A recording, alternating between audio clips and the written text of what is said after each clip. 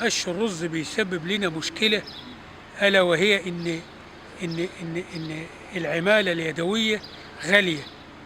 فيا إما الحكومة تيجي تعمله لنا بلاد قش صغيرة، يا إما يجوا يشتلوه ومش عايزين حاجة. الدنيا بتمطقت بتجيب قد إيه؟ شوف الدنيا بتمطقت بتجيب قد إيه. شوف نعمل إيه؟ دي ما اتحرقتش، ما بترجع تاني سنة بتسخن. متضررين من حرق القش بالنسبة للمواطنين طبعا. الناس فلاحين على يعني كل واحد وعقله، عقول مثلا مش متعلمين، مش عارفين اضرار الدخان اللي ضر الاطفال الرضع اللي في البيوت. والناس زي ما سيادتك شايف انت جاي بالصدفه يعني اهوت، الدخانه مطلعه الناس من البيوت ومن الشوارع. يعني النساء الكبيره اللي عندها رئه، اللي كان عندها جلطه، اللي كان عندها كده، والناس متأذية، والناس أهلية وجيران، وبعض البلاد جنب بعضها بتتكلم مع بعض المواطنين، ممكن يمسك فيك، ممكن تبقى مشكلة، ممكن كده. فاصبح اللي له الحق في الكلام ده هو الرقابه على حرق القش في الاراضي. المفروض يبقى فيه تعاون من الرقابه، وفي ناس تنزل وتدور وتشوف. لو انت مشيت حضرتك في الاراضي الزراعيه كلها هتلاقي كلها مليانه قش بتحرق. ابسط الامور البيوت اللي جنب البيوت، الاراضي اللي جنب البيوت دي، اطفال وناس تعبانه وناس اللي عنده ضيق تنفس، واللي عنده هيعمل ايه؟ يموت. مش المفروض الزراعه تتابع وتلف على القش وتتلف على الناس اللي بتولع وتعمل الحاجات دي ولا ايه؟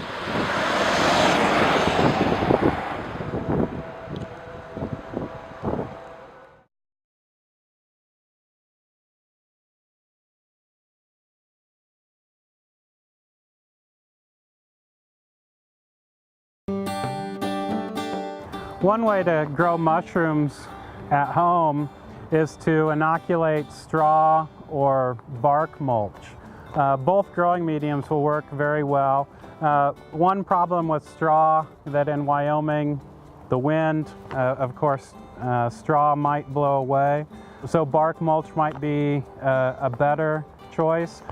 If you're using straw, fresh straw, sweet straw is the best choice.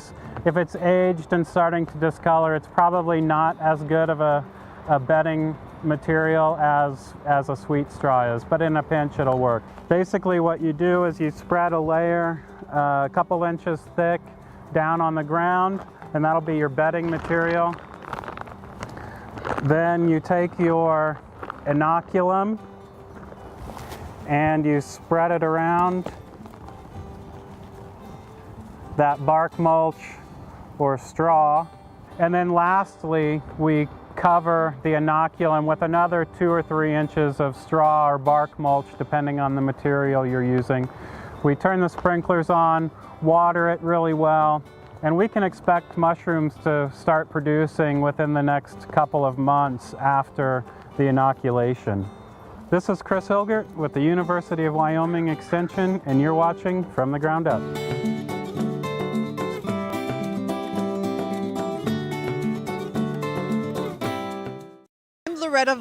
And I'm here with Ryan, who is back to the roots.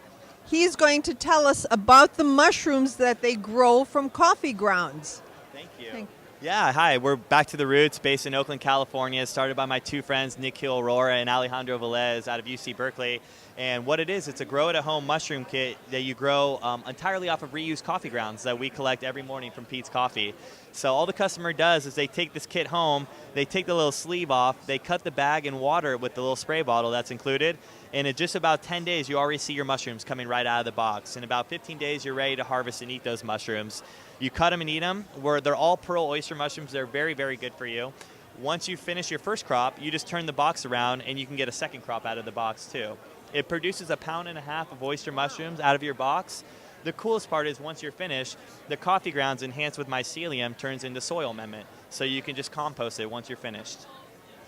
How do you prepare these mushrooms? Can you eat them raw, or do you cook them, or what do you do with them? That's a great question. Ideally, you want to cook the mushrooms. It brings out a little more flavor and nutritional value out of the mushrooms.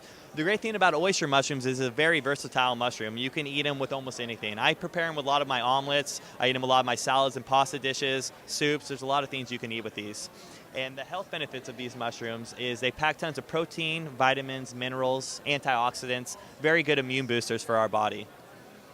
They're fantastic. I noticed that there are different kinds of mushrooms. At least they look different. Can you show us the different types of mushrooms that you have? That's a great question, actually. They all are looking a little different. You can see in our 2 stages right here how different the mushrooms look. They actually are all the same type of mushroom. We have them all growing at different stages right now. So you're looking at mushrooms that are grown in about 10 days right here. This is about 15 days right here. So this is a ready to harvest. These are just ready to sprout. So you can see how quickly they grow. How many crops can you get up from a box? That's a great question. You're guaranteed 2 crops. You get a crop out of one side and you get another crop out of the back side. Some customers have gone all the way up to 5 crops out of their boxes, but you at least get 2 crops and 1.5 pounds out of that. And how can you get 5 crops? Well, do you have any idea? Well, I can give you some tricks. As long as you're staying it relatively dark and moist and you're giving it some care, you have good shots of getting more than 2 crops out of your box. So these mushrooms have to be placed in a dark place, correct? Correct. So ideally you want to grow it in a darker environment. It can also grow in indirect light, so you can grow it in the shade or by your kitchen window, preferably to grow inside the house. Does it need a lot of moisture? It does, actually. So we supply you with a little spray bottle that's on top of the box there. It comes with every mushroom kit.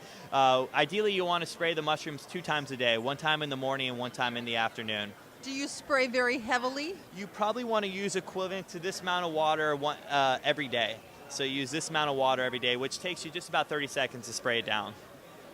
It looks like a great little kit. It's a good Christmas present and birthday present, especially for the kids. For the kids to see something like that grow out of a box would be wonderful. You're exactly really right. Exciting. It's about reconnecting people with food, especially kids, getting them excited about growing food at home. Because these days we find a lot of kids don't grow their own food. They don't know where their food's coming from. So this is a fun family project for everyone to get involved in. Thank you. Thank you very much, You're very Ryan. welcome. Thank you.